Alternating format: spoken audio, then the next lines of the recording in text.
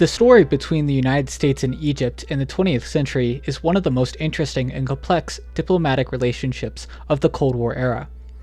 Throughout just a 25-year period, the two nations went from friends to sworn enemies. Their relationship, at times, stood stronger than the British and the Americans, going to show just how special their friendship had become. However, after a series of geopoliticking on behalf of both governments, each one trying to gain the upper hand over the other, the House of Cards finally collapsed. This is the story of two nations with monstrous egos pushing each other to the limit. So grab a snack because this one will be a doozy. To begin, we have to go all the way back. Wait a second, not that far back. Now that's more like it. In 1952, King Farouk of Egypt was overthrown by the Free Officers Movement, led by General Naguib and Colonel Nasser. This event set off Egypt's modern revolutionary history. The king had become deeply unpopular as anti-imperialist resistance to British occupation surged across the country. Although the two men ruled jointly, within a few years, Nasser consolidated power, sidelined Naguib, and emerged as the undisputed leader of Egypt. Nasser's political views were staunchly nationalist, anti-imperialist, and, at least in theory, tactfully neutral. He considered both himself and Egypt to be non-aligned in the Cold War struggle between American capitalism and Soviet communism. But that didn't stop the United States from trying to influence Egypt anyway. At the time, the Middle East was seen as a key strategic region for Washington thanks to its massive oil reserves and its proximity to the Soviet Union. So, after the 1952 revolution, the United States moved quickly to gain favor with the new Egyptian regime before the Soviets could, mostly through soft power investments in the country. At the time, the outlook on Egyptian foreign relations seemed genuinely positive. In 1953, Eisenhower's Secretary of State, John Foster Dulles, later of airport fame, visited the Middle East on a press tour.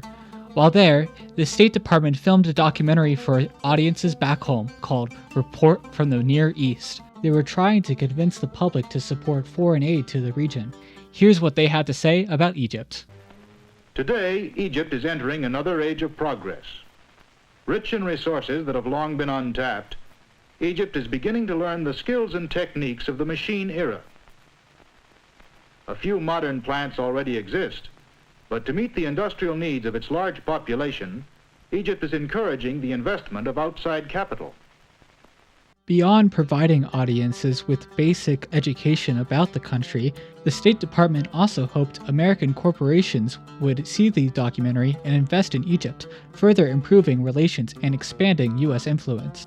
While in Cairo, Dulles also met with Nasser to discuss a proposal for a regional organization aimed at promoting cooperation in the Middle East.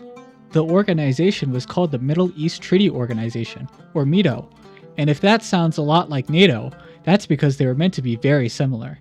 The idea was to create an alliance of Middle Eastern nations, like Egypt, Turkey, Iraq, Iran, to name a few, backed by Western powers.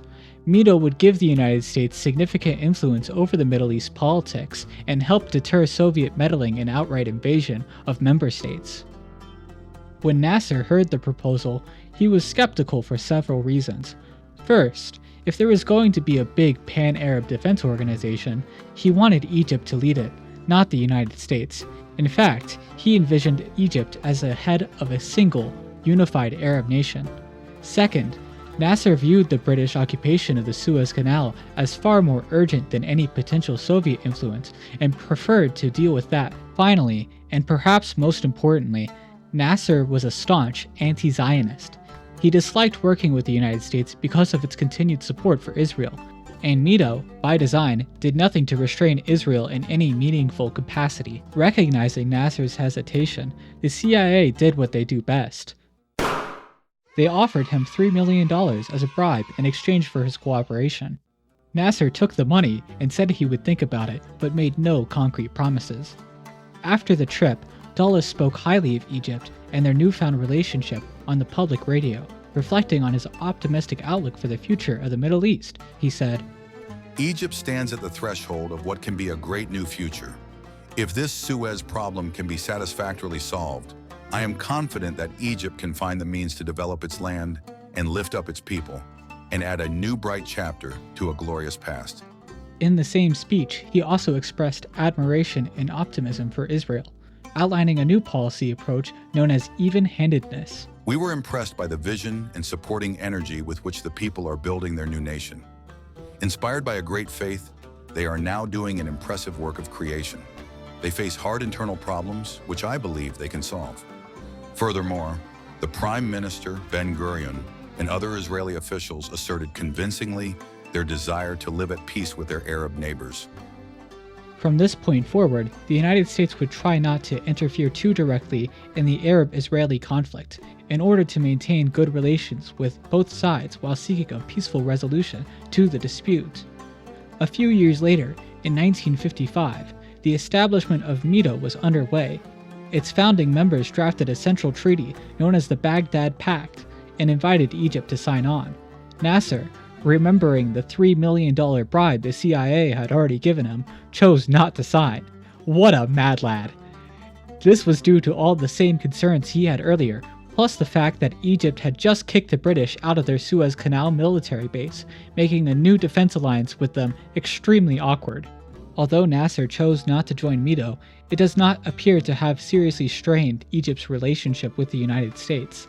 This may have been because the US also declined to formally join MEDO, largely due to pro-Israel lobbying at home, meaning Washington hadn't exactly kept its end of the bargain either.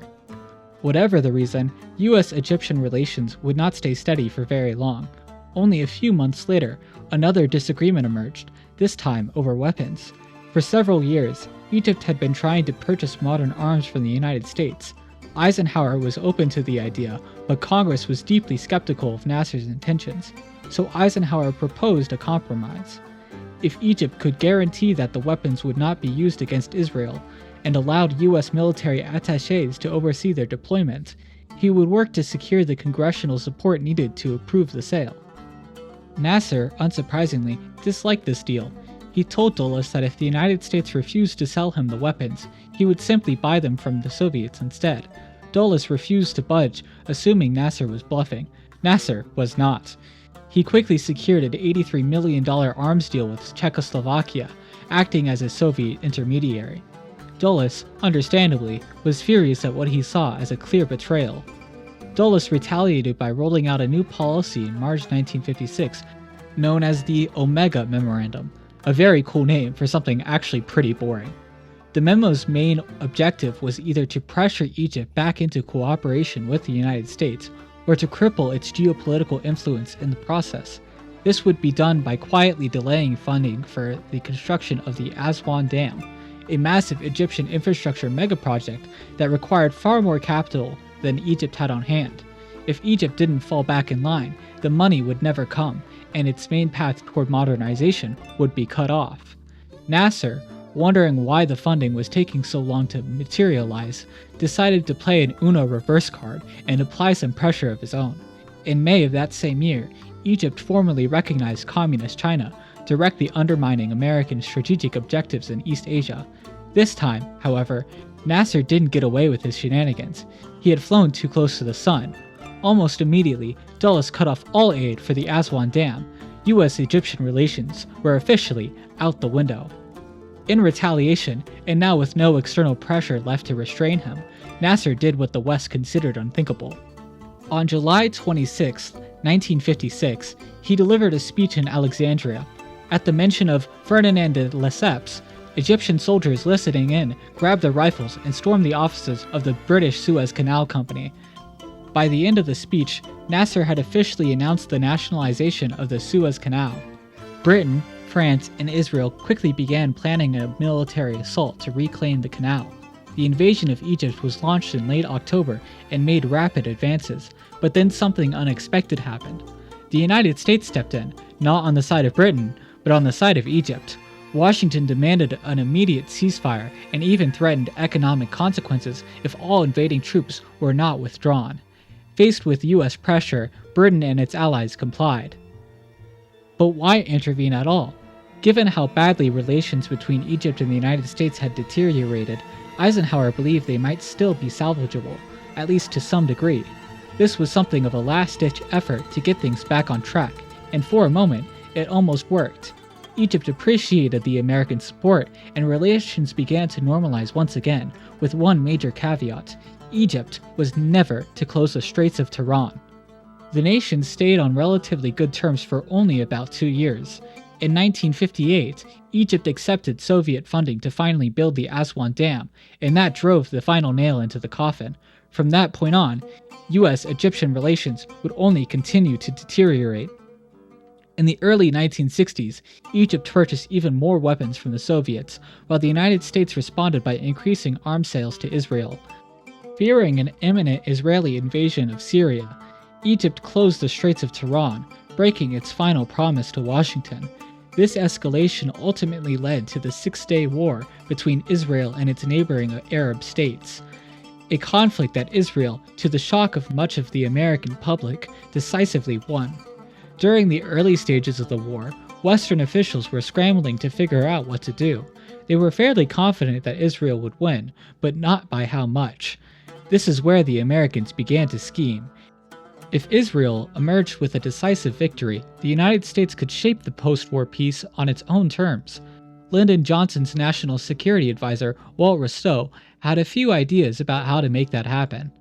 First, the United States would remain officially neutral in the conflict so as to not draw attention to itself. In the worst-case scenario, if the Soviets caught wind of US direct involvement, they might feel compelled to back Egypt in the war, turning it into another Vietnam. And with the actual Vietnam War raging at the same time, no one in Washington wanted another Vietnam on their hands. Second, while maintaining this officially neutral posture, the United States hoped to reshape the balance of power in the Middle East. Washington would not immediately pressure Israel to halt its advance, even though it likely could have. The goal was to see Egypt defeated into the ground, so thoroughly weakened that it would no longer pose a serious threat to US involvement in the region. Finally, the US would swoop in and save the day. Washington would negotiate a ceasefire and roll out a peace plan designed to benefit American interests to the greatest extent possible. The proposal included things like a regional development bank, substantial financial investments in the Middle East, UN observers, and, the magnum opus, the reopening of the Strait of Tiran. There may have been quiet hopes for a regime change, but that was never stated outright in any public documents. So, did any of this actually come to fruition? Not really. The war was over in just 6 days, after all. Israel and Egypt signed a UN-brokered ceasefire, but the Egyptians, suspecting something was up, expelled American personnel from the country. US diplomats wouldn't be allowed to return for another 7 years, well after even the death of Nasser. Even though Rostow's plans never fully materialized, they stood in stark contrast to what US-Egyptian relations had looked like just 25 years earlier. In 1952, the United States and Egypt got along perfectly fine, with Washington eager to invest in the country as the future of the Middle East. But in a remarkably short span of time, the two began challenging each other with threats, bluffs, and power plays that pushed the relationship to its breaking point. Every attempt at normalization was quickly derailed. In the end, neither side got what they wanted. The United States never secured its veto, and Egypt never succeeded in uniting the Arab world under its flag. If the United States and Egypt had chosen cooperation over confrontation, the story might have ended differently. Both sides wanted stability, development, and influence in the Middle East. They just couldn't agree on who would be in charge. Instead of treating Egypt as a partner with its own ambitions, Washington tried to manage and contain Nasser, and instead of leveraging American support to modernize on his own terms, Nasser played superpowers against each other until trust collapsed entirely. Maybe a genuinely cooperative relationship could have kept Egypt non-aligned without pushing it too far into the Soviet camp. Maybe the Aswan Dam could have been a shared success instead of a geopolitical breaking point. And maybe the Suez Crisis and the Six-Day War wouldn't have unfolded the way they did, or at least not with such catastrophic consequences. But history doesn't run on maybes, it runs on ego, fear, and bad assumptions. In the end, both sides overplayed their hands. What could have been a long-term partnership instead became one of the Cold War's most consequential missed opportunities.